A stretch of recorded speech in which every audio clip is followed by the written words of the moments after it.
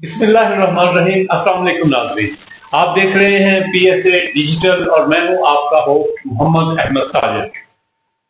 Translation में आपको खुशामदीद कहते हैं। आज हम बात करेंगे रोजा के तिब्बी फवायद, मुतवाज़न खुराक और मुख्तलिफ अमराज में एहतियाती तदाबीर के हवाला से आज हमारे साथ तशरीफ रखते हैं। हमें वक्त अनायत किया है हमारे इलाका के मारूफ सीनियर डॉक्टर मोहम्मद आजम साहब MBBS FCPS हैं और स्पेशलाइजेशन इन्होंने की हुई है हार्ट में और दिल, फेफड़े, ब्लड प्रेशर, मैदा के ये जनरल फिजिशियन हैं, डॉक्टर हैं और हमारे इलाका के सपूत हैं। हमें इनसे बात करते हुए भी खुशी हो रही है। तो डॉक्टर साहब, बहुत शुक्रिया आपका, आपने हमें टाइम दिया। माह रमजान में आपकी बड़ी मसरूफियात होती हैं।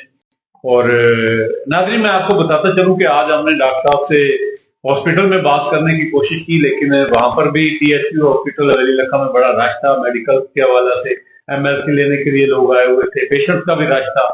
तो इन्होंने फिर 8:30 बजे का हमें वक्त दिया। तो बहरहाल इनका बहुत शुक्रिया। इनसे हम रोजा और जदीद तिब्बी तहकीक के हवाला से जो है वो इनसे हम बात करेंगे। तो doctor, first of all I am very thankful to you for your precious time. तो डॉक्टर साहब, हमें जरा बताइएगा कि रोजा जो है ये माह रमजान पे अल्लाह ताला ने हम पे फर्ज किया, जिस तरह पहली उम्मतों पे फर्ज किया गया था। तो तिब्बी तहकीक के हवाला से, तिब्बी हवाला से जो है रोजा जो है हमारे जिस्म पर कैसे असर अंदाज होता है और रोजा रखने से जिस्म में क्या तब्दीलियां जो है वो रूनुमा होती हैं? बिस्मिल्लाहिर्रहमानिर्रहीम। सबसे पहले तो आपका बहुत बहुत शुक्रिया कि आपने मुझे एज अ गेस्ट जो है वो इन्वाइट किया है और इस मौजू पे गुफ्तगू करने का एक मौका प्राप्त किया। जहाँ तक रही बात आपके सवाल की, तो शुक्र अल्हम्दुलिल्लाह, अल्लाह ताला ने हमें एक और रमज़ान जो है वो दिखाया है, जिसके बेशुमार जो है फयूज़ व बरक़ात हैं। सिर्फ इबादत रूहानी लिहाज से ही नहीं, अल्लाह ताला ने इसके अंदर हमें जिस्मानी तौर पे बेशुमार जो है फ़वाइद रखे हुए हैं। बेशक बेशक। रोज़ा जो है बेसिकली जिस्म की ज़कात है। जैसे कि हम अपने माल की ज़कात देते हैं, वैसे ही जिस्म की ज़कात है रोज़ा, जो कि साल में एक माह अल्लाह ताला ने इस उम्मत पे फर्ज किया है। बाकी उम्मतों पे भी पहले भी फर्ज हुए हैं रोज़े, और इससे अल्लाह ताला हमारे माल को पाक करती है। ऐसे ही रोजा आपके जिस्म के अंदर से बहुत सारी चीजों से आपको पाक करता है, जैसे कि फासल मादे हैं।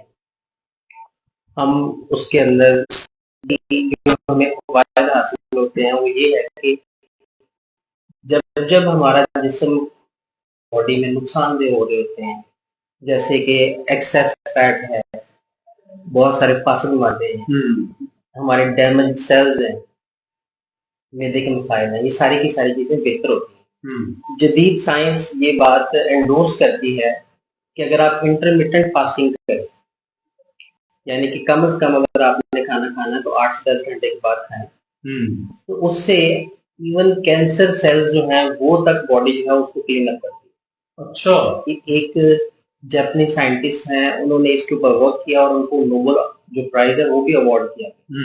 ये एक बहुत सारे जो साइंटिस्ट बड़े अरसे से लगे हुए हैं, वो सिर्फ इस्लाम की हकानियत को साबित करते हैं। मुख्तलिफ साइंटिस्ट ने इस्लाम के मुख्तलिफ पाए, तो यूं कह लें कि नेवर एंडिंग सिलसिला है। कल को कोई और साइंटिस्ट किसी और इस्लामिक पहलू पे रिसर्च करेंगे, लेकिन फिलहाल क्योंकि हम रोजे पे बात कर रहे हैं, तो इंटरमिटेंट फास्टिंग है वो आपको बेशुमार बीमारियों से बचाती है, जिसके अंदर के आपके ब्लड शुगर लेवल बड़े अच्छे कंट्रोल रहते हैं, आपका ब्लड प्रेशर जो है वो कंट्रोल रहता है, आपके बॉडी फैट्स जो है वो कंट्रोल रहते हैं, आपका वेट जो है वो लूज होता है, और अल्टीमेटली ये सारी की सारी चीजें जो है वो आपको फिट रखती हैं और आपको बेशुमार बीमारियों से बचाती है। और एक सुन्नत भी है और हमारे ऊपर फर्ज भी है। तो हमारे लिए रमजान जो है वो ना सिर्फ दीनी तौर पे बरकत का सबब है, बल्कि मेडिकली हमें बहुत सारी चीजों से बचाता है। अच्छा डॉक्टर साहब, माशाल्लाह आपके मुख्तलिफ आप अदवार में पंजाब इंस्टीट्यूट ऑफ कार्डियोलॉजी, साबका रजिस्ट्रार न्यू हॉस्पिटल लाहौर भी आप रहे, और साबका सीनियर मेडिकल ऑफिसर मालदीव में भी आपने अपनी खिदमात अंजाम दी हैं। तो मुझे सिर्फ इतना पता है कि मैट्रिक जो है वो आपका गवर्नमेंट हाई स्कूल नंबर 1 हवेली लखा है जी। तो आप गवर्नमेंट हाई स्कूल नंबर 1 हवेली लखा की प्रॉपर्टी हैं, तो हमें ये एजाज है, हमारे इदारा को ये एजाज है, हमारे शहर को ये एजाज है। तो ये सारी जो इतनी सारी जो तालीम है, ये डिग्रियां जो है, ये आपने कहाँ कहाँ से हासिल की है? मेरी जी मैट्रिक हवेली लखा से, मेरे होम टाउन से। अल्हम्दुलिल्लाह मुझे इस बात पे बड़ा प्राउड है कि मुझे बहुत अच्छे टीचर्स मिले। हमारा इलाका इस मामले में बड़ा ब्लेस्ड है कि we always had very great teachers. अच्छा, कौन कौन से टीचर थे आपके? मेरे टीचर्स में जो है वो मैट्रिक के टीचर्स में साकिब सदीक साहब, अल्लाह ताला उनको लेजेंड, हाँ जी, उन्होंने बहुत रोल प्ले किया। साइंस के टीचर से खालिद लोधी साहब, हाँ, यासिन साहब, ठीक है, और रमजान साहब आपका साहिबाल में होते हैं जी जी। उन्होंने बहुत लगन से, मेहनत से पढ़ाया। और भी टीचर जिनके मैं कुछ के नाम नहीं ले सका, लेकिन इन सब का ही रोल है हमें इस स्टेज तक पहुंचाना। ये किस साल की मैट्रिक आपकी? मेरी 2002 की। अच्छा, 2002 की, ठीक है। उसके बाद फिर एफएससी के लिए हम लोग चले गए लाहौर। एफएससी मैंने की है एफसी कॉलेज लाहौर से, और उसके बाद एमबीबीएस के एडमिशन में रहा पंजाब मेडिकल कॉलेज फैसलाबाद। अच्छा, वहां से मैंने अपनी मेडिकल ग्रेजुएशन कंप्लीट की। देन कुछ अर्सा मैंने गवर्नमेंट सर्विस की, फिर मालदीव चला गया, वापस आके फिर मैंने अगेन कुछ 1-1.5 साल गवर्नमेंट प्रैक्टिस की है यहाँ पे अपने ही इधर लोकल टीएचपी हॉस्पिटल में रखा। Then I again move back to Lahore for my higher studies specialization. तो वहां पे मैंने 2 साल मेयो हॉस्पिटल में गुजारे और मेडिकल ट्रेनिंग, मेडिसिन की ट्रेनिंग थी, और then 3 years back to Punjab Institute of Cardiology. और अल्हम्दुलिल्लाह हर लिहाज से जहाँ जहाँ भी गए हैं हमारे टीचर्स असातिज़ा बहुत अच्छे मिले, जिन्होंने हमें इस स्टेज तक पहुंचाने में अपना अमल दखल जो है वो रोल प्ले किया। अल्लाह ताला उन सबको जज़ाए खैर फरमाए। अच्छा डॉक्टर साहब, ये बताइएगा कि ये जो रोजा है, ये इत्दाल के साथ रखा जाने वाला ये जो रोजा है, क्या ये हमारा जो हमारे जिस्म के अंदर, सिस्टम के अंदर जो हमारा मुदाफियाती निजाम है, उस पर भी कोई असरअंदाज होता है, मैनेज करता है? जी जी बिल्कुल। रोजा आपके जिस्म में हर हवाले से पॉजिटिव ही इफेक्ट देता है। सबसे पहली बात तो ये कि मैंने शुरू में इस बात का जिक्र किया था कि रोजा जिस्म की ज़कात है। तो हमारा बेसिक पर्पस तो ये होना चाहिए कि हम रोजे को उसकी असर रूह के साथ रखें। बिल्कुल, दरमियाना खाएं या कम खाएं, बहुत ज्यादा खाना वो हमारे लिए ठीक नहीं है। जैसे कि आजकल हमारे यहाँ ये ट्रेंड है, लोग इफ्तार के वक्त बहुत सारी चीजें तली हुई यूज करते हैं, जैसे कि समोसा है, पकौड़ा है, फ्राइज है, ठीक है, इसके अलावा भी और बहुत सारी आइटम्स हैं अपने अपने टेस्ट के हवाले से लोग इस्तेमाल करते हैं, जो कि बहुत ही अनहेल्दी प्रोडक्ट्स। आइडियली इफ्तार में आप एक तो खजूर लें, वो मशरूब लें अफ्तार में। हाँ, इफ्तार में मशरूब लेने आप, हाँ, ज्यादा से ज्यादा थोड़ी सी फ्रूट चाट खा ली या दही बने, वो यूज करें। नमाज पढ़ें, नमाज पढ़ने के बाद थोड़ी सी वॉक करें।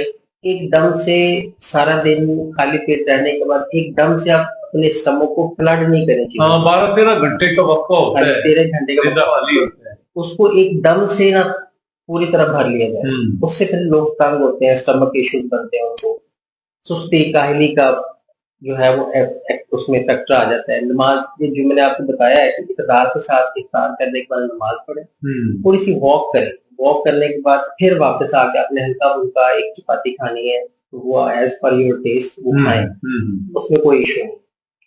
और तली हुई चीजें स्पेशली जो है उनसे अवॉइड करना चाहिए। फ्रेश डाइट जो है जैसे कि फ्रूट्स एंड वेजिटेबल, मशरूब आजकल क्योंकि मौसम गर्मा का स्टार्ट है, तो उस हवाले से भी हमें इन चीजों के ऊपर ज्यादा फोकस करना चाहिए।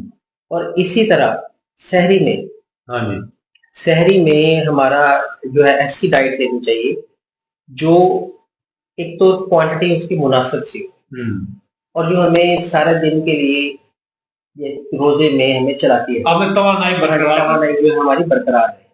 जैसे कि आपने चपाती खानी है, साथ दही ले लिया, और अब इफ्तार सहर में लोगों का यही ट्रेंड रहता है, कुछ लोग राइस लेते हैं, कुछ लोग कुछ ले लेते हैं अपने टेस्ट के हिसाब से। लेकिन उसमें रमजान में बहुत सारे लोग जो हमारे साथ जो जिस प्रॉब्लम के साथ आते हैं वो उनके स्टमक का अपसेट होता है, स्टमक बर्निंग है, गैस ट्रबल है, भारीपन है, ये वो सारे मसाइल हैं जो रमजान में बहुत ज्यादा रिपोर्ट होते हैं। उसकी बेसिक रीजन ये है कि शहर में लोग बहुत पेट भर के खा लेते हैं, उसके बाद नमाज पढ़ते हैं, फौरन ही लेट जाते हैं। हाँ ऐसे ही। खाना खाने के बाद वॉक लाजमी करनी चाहिए, कम से कम कोई आप नमाज इफ्तार के बाद वॉक पे निकल जाए, नमाज से पहले या नमाज के बाद 15-20 मिनट की वॉक भी कर ले, उसके बाद आके वो लेटे तो उनको ये मैदे के मसाइल जो कम से कम फेस करने पड़ेंगे। और अगेन वही बात कि बहुत ज्यादा अपने स्टमक को फूड से स्टफ नहीं करना। इसमें मैदे में जलन शुरू हो जाती है, क्योंकि हमारा निजाम काम करता है जिस्म की हरकत से। जब आप खाना खा के लेट जाते हैं तो बॉडी इस तरह स्ट्रेट हो जाती है बैठ, बिल्कुल ऐसे। तो फूड हमारी ना मूव करती है 2-3 सिस्टम में से, उसमें से एक ग्रेविटी भी है। जब हम खड़े होते हैं या बैठे होते हैं तो फूड ग्रेविटी की वजह से स्टमक से इंटेस्टाइन से मूव करती है, लेकिन जब आप लेट जाते हैं तो वो एक ही लेवल पे आ जाती है, जिसकी वजह से फूड ज्यादा देर पड़ी रहती है स्टमक में और वहां पे तेजाबियत का जो है वो अमल बढ़ जाता है।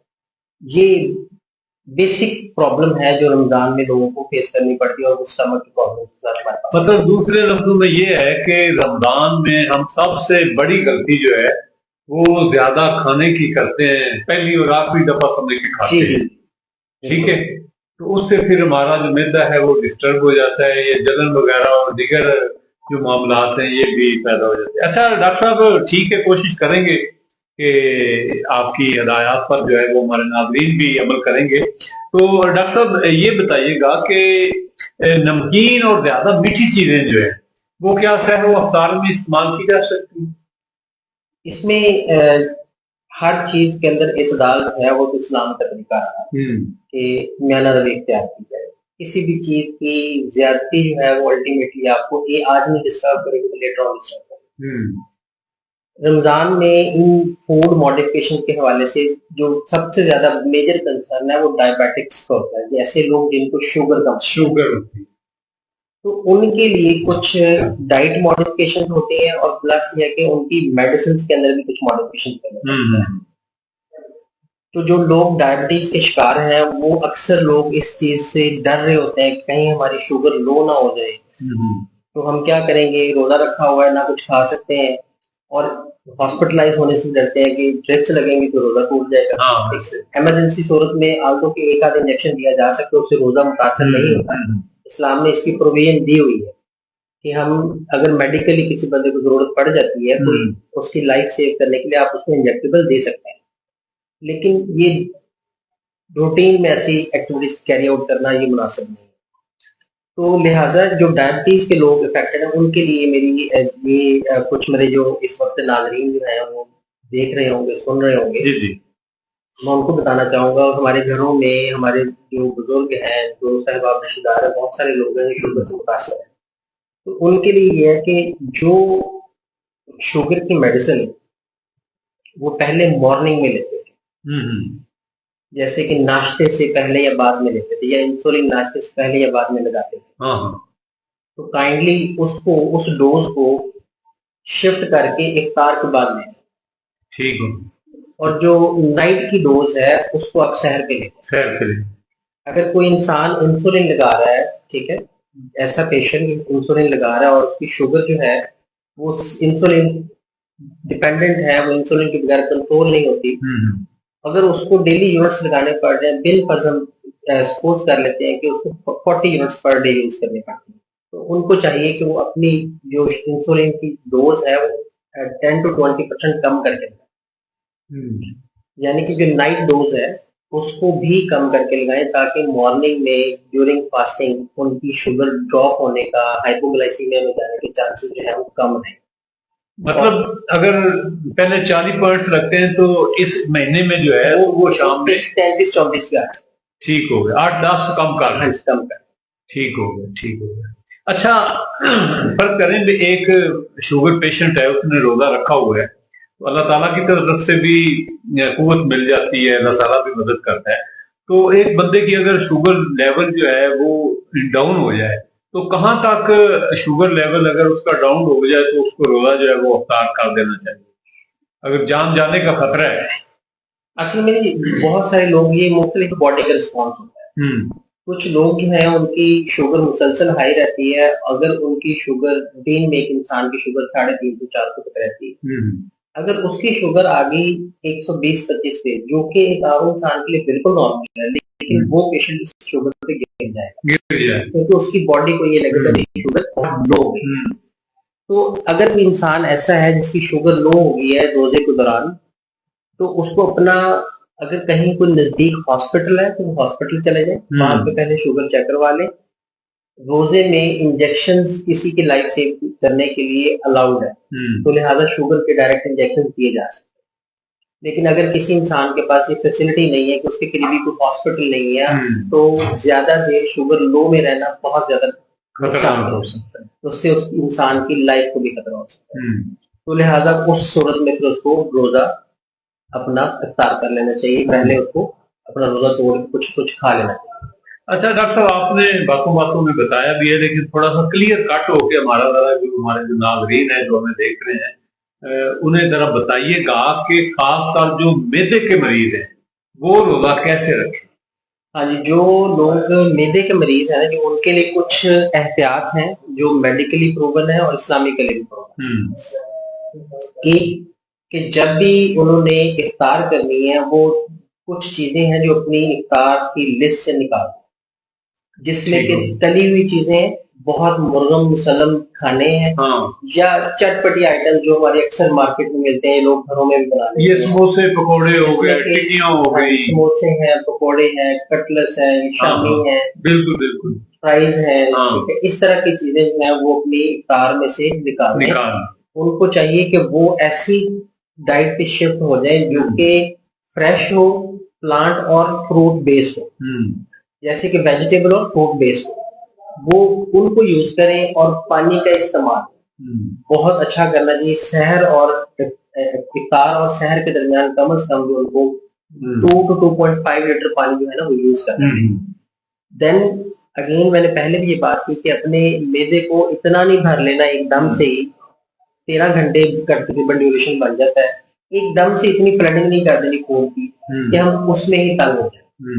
तो उसमें क्या होता है कि आप इनिशियली इफ्तार करें, थोड़ी सी डाइट लें, खजूर ले लिया, पानी ले लिया, थोड़ी सी खूब चाट दही पल्ले खा लिए, देन आप नमाज पढ़ें, वॉक करें, वॉक करने के आधे पौने घंटे के बाद आप एक चपाती यूज करें जिसमें मिर्च मसाला कम हो। और उससे भी बड़ी एहतियात ये कि सहर में डाइट जो है वो मुनासिब है, सहर में डाइट मुनासिब है, ठीक है। और खाना खा के फौरन लेट लेगा, क्योंकि आम इंसान जो कि स्टमक के पेशेंट नहीं भी है, वो भी अगर इस रूटीन को फॉलो करेगा तो उनको भी स्टमक बर्न्स जो है वो, फुलनेस, गैस ट्रबल, मैदे में दर्द, ये सारी चीजों को फेस करना पड़ता है, क्योंकि खाना खा के फौरन लेट जाते हैं और अगले 4-5 घंटे आवाम सोई होती है, तो वो मैदे में ही पड़ा रह के आपके स्टमक एसिड जो है बढ़ता है। अल्हम्दुलिल्लाह मेरी ये रूटीन है कि मैं सहरी करने के फौरी बाद नमाज अदा करके, जैसे आप बता रहे हैं वैसे ही सो जाता हूँ। ये एक्चुअली कहने के हमारी मेजॉरिटी तो हमारे दोस्त से रिश्तेदार हैं, हमारे बाकी अवामुन नास वैसे ही करते हैं, तो उन्होंने काम काज में जाना, ये लालच होता है कि जल्दी सो जाए तो सुबह उठ के काम पे। असल में डॉक्टर साहब नींद पूरी नहीं हो पाती ना, ये नो डाउट है कि नींद पूरी नहीं होती, इस वजह से जो है ना सहरी करके लोग कहते हैं चले कोई 1 घंटा 2 घंटे जो है ना वो और मिल जाएंगे। आइडियली तो हमारा टारगेट भी होना चाहिए कि हमारा रमजान में कम से कम 2 से 2.5 किलो या 3 किलो वेट कम होना चाहिए। और वो तभी पॉसिबल है जब हम अच्छे से रोजा रखेंगे और अपनी डाइट को मुनासिब रखेंगे। बहुत ज्यादा आइटम जो है एक टाइम पे आप मिक्स करके मत खाएं। अगर आपके पास 4-5 ऑप्शन है, 2 आप इतनी खाएं कि आपकी भूख अभी बची और आप खाना छोड़। हम ये खाते हैं कि जनाब सारा दिन हमने निकालना है, 12-13 घंटे हिम्मत दे देती है, मैदा जो है ना जो हम भर लें इस बेसिकली इसको बोलते हैं कि over stuffing of the stomach. जब ओवर स्टफ करते हैं तो हमारे लिए प्रॉब्लम ज्यादा होता है। बिल्कुल ऐसे ही। अच्छा डॉक्टर साहब, दिल के जो मरीज हैं इनके हवाला से आप हमें क्या बताएंगे? हाँ जी, ये दिल के पेशेंट्स हैं, उनके भी अल्लाह ताला ने कहने की रमजान में बरकत रखी हुई है। हाँ। कि उनके कोलेस्ट्रॉल लेवल्स बड़े अच्छे मैनेज होते हैं। उनकी अगर वो शुगर भी है, अक्सर जो हार्ट पेशेंट्स हैं उनको शुगर भी होती है, ब्लड प्रेशर भी होता है, कोलेस्ट्रॉल भी ज्यादा होता है उनका। हाँ। और साथ में कार्डियक पेशेंट्स भी होते हैं। ठीक है। कार्डियक जो दिल का मसला है वो तो पहली बाकी जो अब फैक्टर्स उस बंदे में मौजूद होते हैं वही उसको इस स्टेज तक ले आते हैं कि उसको अटैक आ है और वो कार्डियक पेशेंट है। जब वो रमजान में पूरे खुशियों से रोजे रखेंगे तो उनकी शुगर कंट्रोल रहेगी, बीपी कंट्रोल रहेगा, तो ऑटोमेटिकली इसका बेनिफिट उनके हार्ट को मिलेगा। अच्छा। जब ऐसी चीजें जो जिनकी ज्यादती से जिस्म में उनका दिल का मसला बना है, हाँ। अगर वो चीजें नॉर्मल होना शुरू हो जाए, अल्टीमेटली इसका बेनिफिट उनके हार्ट में। हाँ, बात लोग ऐसे कहते हैं जी मैं तो जी दिल का मरीज हूं जी मैं तो रोजा नहीं रखता कि अल्लाह ना प्यारा हो जाऊं, मरन में दिल नहीं करता। ये कह लें कि उनको एक दफा अपने डॉक्टर से कंसल्ट कर लेना चाहिए, खुद से फैसला कर लेना कि मेरे से रोजा नहीं रखा जाएगा। बात बात ऐसे पेशेंट्स होते हैं जो रोजा रखना चाहते हैं लेकिन हम बीइंग डॉक्टर उनको मना कर देते हैं कि आपने रोजा जो है वो नहीं रखना, क्योंकि आपकी मेडिकेशन की तरतीब ऐसी है कि आपको डेफिनेटली हर 5-7 घंटे के बाद कोई ना मेडिसिन यूज करनी पड़ती है। और या उनकी कंडीशन ऐसी होती है कि हमें पता होता है कि हम इनको 13-14 घंटे जो है वो फास्टिंग में नहीं रख सकते, तो लिहाजा उनको फिर हम अपनी सारी रिव्यू करके बता देते हैं कि आप रोजा रख सकते हैं या नहीं रख सकते। ठीक हो गया। अच्छा डॉक्टर साहब ये बताइएगा कि हामला खवातीन जो है उनके लिए आप क्या सजेस्ट करेंगे? हामला खवातीन जो है उनके तो जाहिर सी बात है, उनको इनिशियली तो कहने की बीइंग नॉर्मल होती है फर्स्ट 2-3 मंथ, लेकिन जैसे जैसे लेटर ऑन उनकी प्रेगनेंसी एडवांस होती है तो डेफिनेटली उनके लिए मिसाइल बढ़ने शुरू हो जाते हैं। बिल्कुल ऐसे ही। और कुछ खवातीन होती हैं जिनको बहुत जल्द भूख लगती है या वॉमिट का मसला होता है, तो ऐसी खवातीन जिनकी शुगर लो हो जाए या जिनको बार बार वॉमिट आती है, जाहिर सी बात है वॉमिट आएगी तो रोजा नहीं रख सकती। या ऐसी खवातीन है जिनको चक्कर आने शुरू हो जाते हैं, बीपी ड्रॉप कर जाता है रोजा रख के, और उनको भूख लगती है, बॉडी की डिमांड बढ़ती है क्योंकि ऑलरेडी डिपेंडेंट लाइफ होती है उनके अंदर, उस बच्चे को भी फीड की जरूरत होती है, उसमें मां सी रहे। तो ऐसी खवातीन के लिए कहने के एक तरह की इस्लाम ने भी रियायत दी हुई है कि वो रोजे के बगैर अपना इस प्रोसेस को 9 मंथ्स को कंप्लीट कर सकते।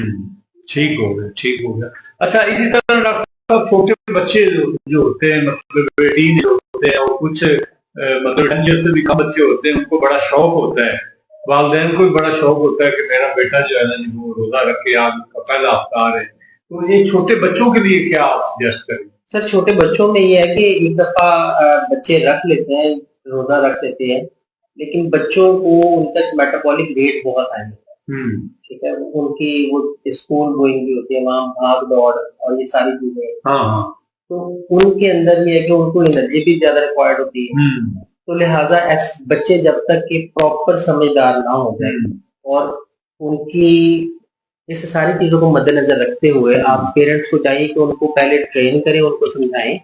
अगर वो समझते हैं कि हमारा बच्चा रोजा रख सकता है, ठीक है, तो देन आप उसको अलाउ कर सकते हैं 13-14 साल की एज के, लेकिन 10 इयर्स जो है ये तो बहुत अर्ली हो जाता है, 10 इयर्स के बच्चे बहुत छोटे हैं। अच्छा ये बताइएगा जी कि ये जो रोजा है ये कुछ दिमागी सेहत पर भी कोई असरअंदाज है? रोजा और मिसवाक, हाँ, ये दोनों आपकी याददाश्त बढ़ाते। इस्लामिकली जो है वो रोजे रखने से आपके जिस्म के हर फंक्शन को फायदा होता है, आपकी मेमोरी बढ़ती है। और जो लोग कह लें कि जिनकी चीजों रोजे के साथ बहुत सारे लोग ऐसे मैंने मिला हुआ कुछ लोगों से जो रमजान से हट के भी हफ्ते में 2 से 3 रोजे रखते हैं। हाँ, शुरुआ के रोजे आ जाते हैं, वो तो इस्लामी के लिए है, उससे हटके वो जुमेरात, जुमा और सोमवार बिल्कुल ऐसे होते हैं, 3-3 रोजे वो सही रखते हैं and they stay very healthy. Basically कहने के तो उनके लिए इस्लामिकली है बेनिफिट, और सेकंड ये है कि उनकी बॉडी के ऊपर बड़े जबरदस्त इफेक्ट्स आते हैं, चीजें कंट्रोल में रहती हैं, तो उनके सारी जिस्म को ही इसका फायदा होता है। एक टर्म यूज होती है जी ऑटोफेजी। ऑटोफेजी का मतलब होता है खुद को खा लेना। तो जब बॉडी फास्टिंग में होती है, आपने 10 घंटे या 11 घंटे कुछ नहीं खाया, तो बॉडी अपने रिजर्व को खाना शुरू कर देती है, जिसमें आपकी चर्बी जो जमा हुई होती है उसको तोड़ तोड़ के बॉडी अपनी एनर्जी उससे हासिल करती है, या ऐसे सेल्स जो डैमेज्ड है, कुछ डेंजरस सेल्स होते हैं जिनमें एरर्स आ जाती है तो बॉडी उनको खा लेती है। यानी कि ये जो खुद खुद खुद कुछ किस्म की एक एक्सरसाइज है, तो बॉडी अपने ऊपर परफॉर्म करती है, लेकिन उस दरमियान हेल्दी सेल्स को नहीं छेड़ती। जो डैमेज सेल्स हैं जो आने वाले वक्त में हमारी बॉडी को नुकसान पहुंचा सकते हैं, या ऐसे कुछ फासद मादे जो हमारी बॉडी में एक्सेस क्वांटिटी में जमा हो जाते हैं, तो उसको ये क्लीन अप करते हैं। तो इसीलिए तो कहा जाता है कि इसको जिस्म की ज़कात है। तो जिस्म से ये ज़कात निकलती है और अल्लाह ताला की ज़ात उस ज़कात के बदले, जिस्म की ज़कात के बदले हमें बड़ी अच्छी सेहत से नवाजते हैं। अच्छा डॉक्टर साहब ये बताइएगा कि मुतवाज़न अफ्तार प्लेट जो है उसमें क्या क्या चीजें शामिल होनी चाहिए? सर मुतवाज़न में ये बड़ा अच्छा क्वेश्चन है। मुतवाज़न में आप अगेन मैं आपको थोड़ा सा एलेबोरेट कर देता हूँ इसमें कि वैरायटी चेंज हो सकती है। आप खजूर से इफ्तार का स्टार्ट लें, ठीक है। नेचुरल ड्रिंक्स, वो जूस हो सकता है किसी भी फल का, वो मिल्क शेक हो सकता है, ठीक है, वो आप रूह अफ़ज़ा जाम शरीफ वगैरह एक गिलास जो है वो हो सकता है। फिर फ्रेश सैलड, ठीक है, फ्रेश सैलड उससे 2-3 एक तो आपकी बॉडी को उससे पानी मिलता है, फाइबर मिलता है, फाइबर मिलेगा और आपकी भूख सेटिस्फाई हो जाएगी। या आप थोड़ा सा को हाफ कटोरी दही भल्ले की खाना चाहेंगे, या फ्रूट चाट है इसके अंदर 2-3 तरह के फ्रूट्स मिक्स करके, ठीक है, आप थोड़ा सा दही डाल लें तो वो खा लें। ये सारी नेचुरल चीजें जो कि आपके स्टमक को भी फायदा देगी और आपके बॉडी को एकदम से भर नहीं देगी। उसके बाद आप कह लें कि जो लोग अर्थ में आते हैं नमाज पढ़ ली, नमाज पढ़ने के बाद वापस आके वॉक वगैरह करके आपको दोबारा से भूख फील हुई, एक आध चपाती आपने खाई, इससे ज्यादा नहीं खाई, ठीक है। और कोशिश करनी है कि ऐसी डाइट्स के ऊपर अपने आप को शिफ्ट करना है जिनका डायरेक्ट ताल्लुक कुदरत से, वो फ्राइंग पैन से ना निकले, जिसमें पकोड़े समोसे फ्राइज हैं, ये सारी चीजें जो है इनको अवॉइड करें। तो आपके बाकी की चीजें रहेंगी आपके पास नेचुरल जाती है। फ्रूट्स अल्लाह ताला ने बेशुमार वैरायटी है अवेलेबल है, और उसके बाद सब्जियां हैं, आप उनका सब्जियों का फ्रेश सैलेड बना लें, या सब्जी और फ्रूट्स को मिक्स करके सैलेड बना, आपको मुख्तलिफ तरह के विटामिन भी मिलेंगे, फाइबर भी मिलेगा और साथ वाटर भी मिलेगा। क्योंकि सारा दिन से फिर आपकी बॉडी पे इसके ना सिर्फ ये है कि एक अच्छे असरात मुरतब होते हैं, जब आपकी बॉडी को फाइबर मिलता है तो आपका स्टमक इससे न्यूट्रलाइज होता है, उससे आपकी बॉडी में फैट क्लीन अप करते हैं, कॉन्स्टिपेशन नहीं होती है आपको, और जब कॉन्स्टिपेशन होती है आपको गैस के मसाइल नहीं होते। ठीक, तो ये एक बड़ा अच्छा कहने की तो स्टार्ट विद जो है ना, ये इफ्तार में ये बड़ी अच्छी प्रोटीन है। लेकिन जितनी भी फ्राइड आइटम्स हैं, बेकरी आइटम्स हैं, जिसमें कोल्ड ड्रिंक्स हैं या बिस्किट्स हैं, मिठाइयाँ हो गई, ये जितनी भी तली हुई आइटम्स हैं उनसे अवॉइड करना, क्योंकि उसके अंदर आपकी बॉडी एकदम से बहुत ज्यादा हाई एनर्जी फूड ले लेती है, और जिसको प्रोसेस करना बॉडी के लिए थोड़ा सा मुश्किल होता है। आजकल जो हमारे अफ्तार में चल रहे हैं, बुफा सिस्टम चल रहे हैं, वहां पर चिकन होता है, पकौड़े होते हैं, समोसे होते हैं, कबाब होते हैं, टिक्का पोटली की कई किस्म होती हैं, और वो लेग पीस होते हैं, राइस होते हैं, मतलब 14-15 आइटम होती हैं। वो बंदा परेशान हो जाता है कि क्या खाए क्या ना खाए। जी, ये बहुत अनहेल्दी अप्रोच है। अच्छा डॉक्टर साहब, आखिरी हमारे प्रोग्राम का भी वक्त खत्म हो रहा है, तो बताइएगा कि हमारे नाज़रीन जो है ना उनको जरा बताइएगा कि अपना एक मैसेज भी उनको कन्वे कीजिएगा, लेकिन मैसेज से पहले आपसे अगर मिलना हो, आपसे टाइम लेना हो, आपको पेशेंट चेक करवाना हो, तो उसकी जरा टाइमिंग जो है वो जरा आप बता दें कि आप किन किन दिनों में कहाँ होते हैं और क्या क्या टाइमिंग होती है। हाँ जी, मैंने चूंकि तहसील हेडक्वार्टर में मेरी पोस्टिंग है, तो वहाँ पे मैं throughout the week available होता हूँ। आजकल टाइमिंग्स सुबह 8 से लेके 1 बजे तक ही, ठीक हो, तो कुछ लोग वहाँ भी जो आ सकते हैं वहाँ मिलना मुझे, ठीक हो। सेकंड टाइम अगर मुझे मिलना हो तो रुबीना मेडिकल कॉम्प्लेक्स, ठीक हो, ठीक है, वहाँ पे कहने कि मैं हफ्ते में सिर्फ 4 दिन बैठता हूँ, तो वो एक टाइम होता है 2:30 बजे से लेके रात 8:30 तक, ठीक हो। अच्छा, आप पहले 2 दिन लाहौर भी जाते थे, सोमवार मंगल को? जी, वो नहीं, सोमवार मंगल को या वीकेंड्स पर जाता है। वो भी आप जा रहे हैं आप भी?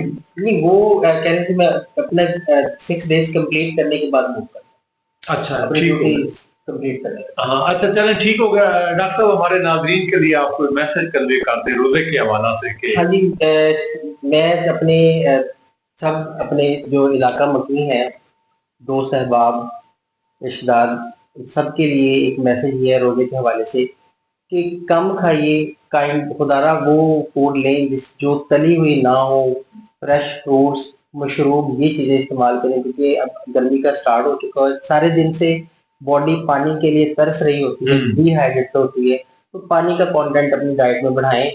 थोड़ा सा खा के नमाज पढ़ें, वॉक करने के बाद आपने कुछ भी हल्का फुल्का खाना तो मुनासिब खाएं, इतना खाएं कि आपको भूख रह जाए।